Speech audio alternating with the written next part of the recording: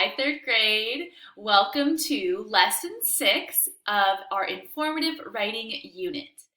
I'm really excited to continue on, but I want to make sure that before you watch this video, you have watched videos for lessons 1, 2, 3, 4, and 5 and completed the assignments that go along with them. If you have not done that already, go ahead and go back to Google Classroom and complete those assignments. If you need help accessing them, please reach out to your homeroom teacher. Okay, before we get started, make sure you are logged into your Google Classroom and make sure you have paper and pencil if you want to write first. And as always, we always review our prompt first so we get into the mood and into the zone of our writing. So here's your prompt. Let's read it together. Choose an animal to research and become an expert on it. Take notes using at least 3 sources and organize your information into categories. Write an informational report to teach your classmates all about your animal. So I bolded that last line because that is what we're going to start focusing on. We've already chosen our animal, and we've already taken notes using at least 3 sources. And we've organized our information into categories. Now we're going to begin our report. And of course, we're going to make sure it's super organized. I'll tell you more about what we're going to do today in a moment. Let's do a quick review. What do informative authors do?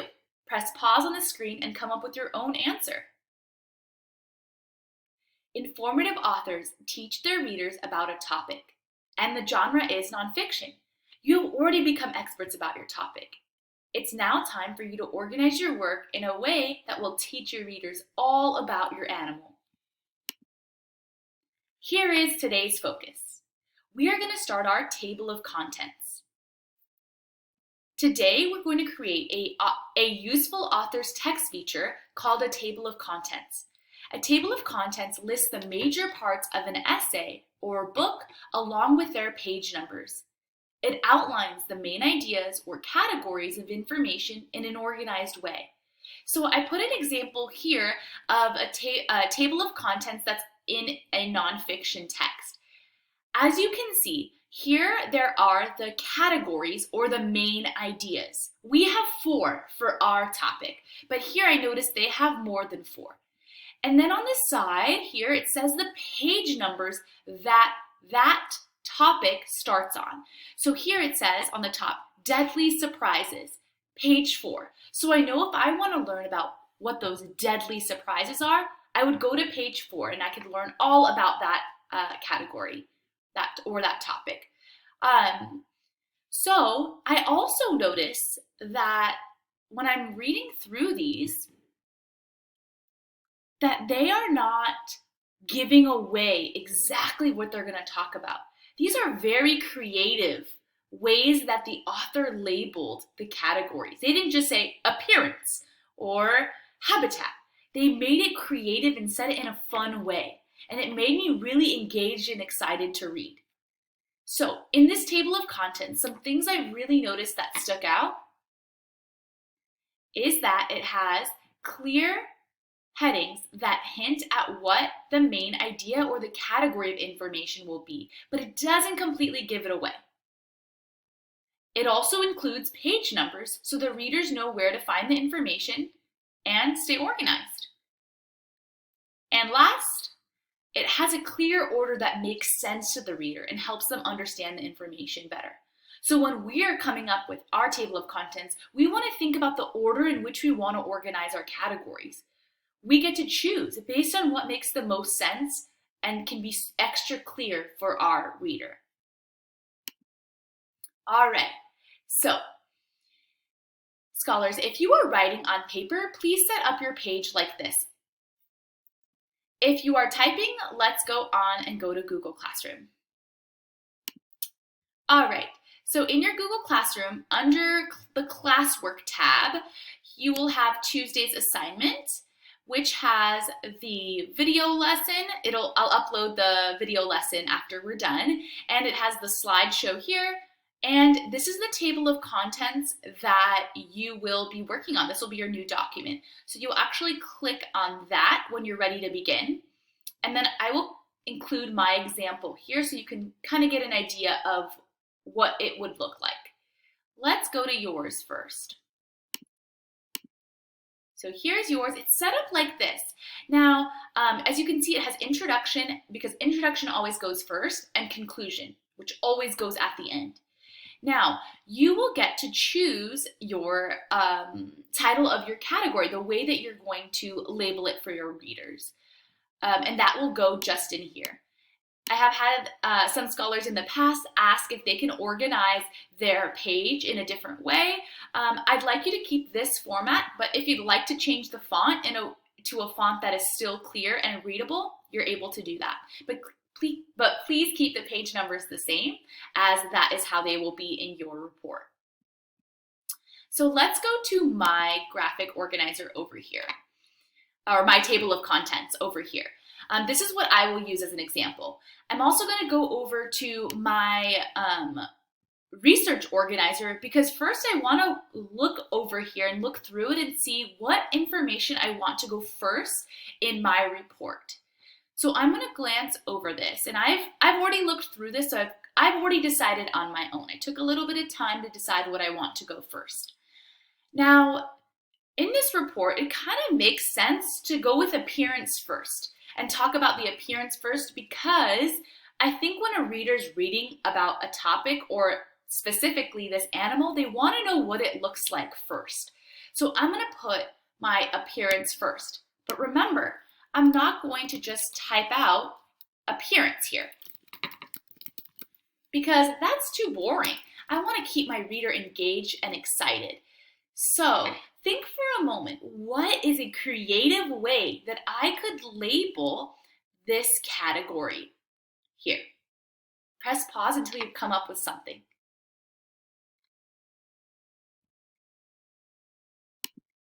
Okay, I am going to write, so it's about appearance, and I know giraffes, according to my organizer, are the tallest land animal. So I want to say something about them being tall without giving away too many details. So I'm going to say it's a building. It's a tree. It's a ... giraffe.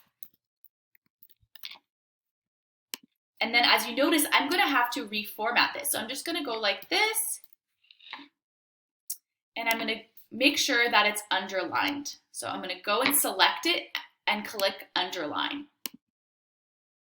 And then I want to make sure I put page 2 right after. So I'm going to do this, ... but I don't want that part to be underlined.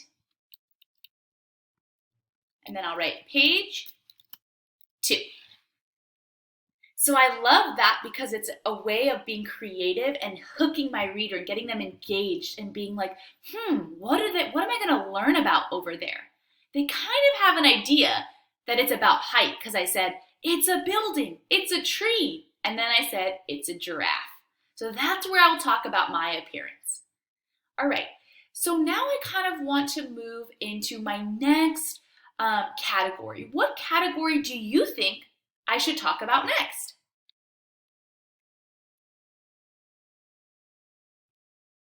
I think that my reader would probably want to know where this giraffe lives. Since in the first category up here, they talked about how the giraffe look, or I'm going to talk about how the giraffe looks, I think the next thing that makes sense is where they live, their habitat.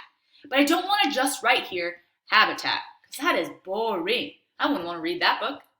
So I'm going to make it creative. What's a creative way I can label the category habitat for my animal, giraffe? Well, I can look back to my organizer and go to habitat and read about where they live and what it looks like. Okay, I notice that it's in the grassland. So what can I say? A creative way to say that it's grassy without giving away too much information. I think I'm going to write, and I'm going to take this off here. And then I'm just going to select underline. I think that might be a little easier. I'm going to say, in the land of grass. And I want to make sure it's formatted just like the other one is. So I'm going to enter, spacebar, spacebar, or not enter, spacebar, spacebar, and move it all the way there. That way it looks good and aligned with this one here. I might even add one more dot. So it takes a little bit of playing around with, but you'll get the hang of it. You guys are awesome at technology. Now, as you notice, it says in the land of grass. So it doesn't really say giraffe habitat, because that's not exciting, like we said. But it does say a little bit about their habitat, but doesn't fully give it away, right? So that's what I included for my second category. Now, as you notice, I actually, if you look at my title, I have capitalized some of the words, but some of them are lowercase. How did I decide on what to capitalize and what not to capitalize?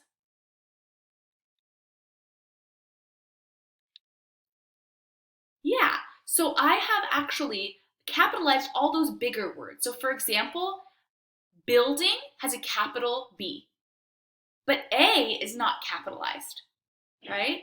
And then its is also capitalized, the capital I.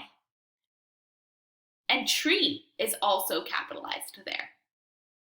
Because in your table of contents, you want to make sure you capitalize the right words. So make sure that when you're capitalizing, you always capitalize the first letter right here when you're starting to label your categories.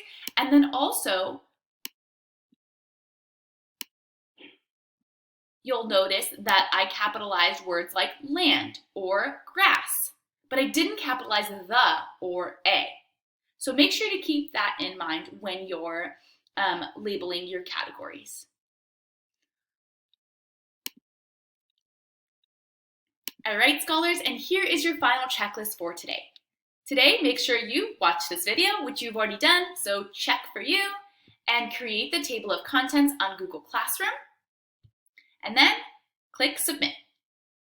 All right, friends, I hope you have an awesome time creating your table of contents. I'm very excited to see all the creative ways that you label your categories on your table of contents. Have a great day, and I'll see you for our next lesson. Bye.